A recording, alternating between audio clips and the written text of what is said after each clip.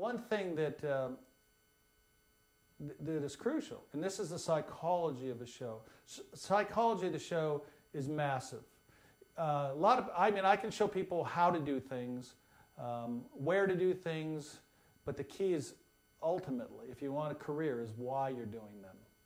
And one of the things that is important psychologically with anybody who's a singer, who's a player, who's a band, whatever, is understanding your relationship with the audience when you walk in the building.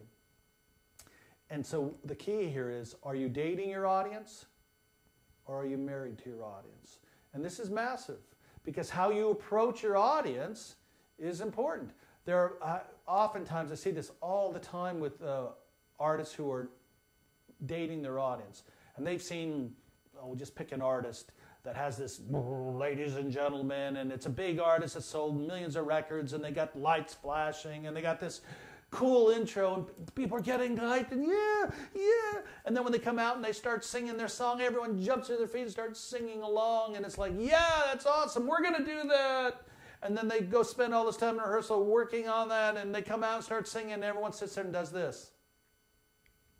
And the reason is because it's the wrong thing at the wrong time in the relationship. How many times have you ever sat at a show and you're sitting there, there's a headliner, or it doesn't even matter, it's a club show, and you don't know any of the people, but you heard somebody's good, and you're sitting there, and they get introduced, and ladies and gentlemen, Biff Maroney, and Biff comes out, come on everybody, stand up and help me out, clap your hands, and you're sitting there thinking, no, I don't even know you yet.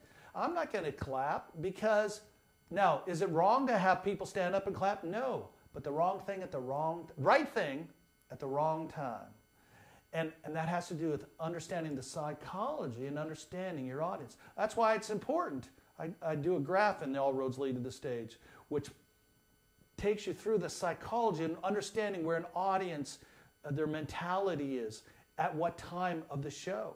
So if you're putting together an hour show and you're dating your audience, it's different than if you're doing an hour show and you've just sold 4 million records. You come out and sing, they love you.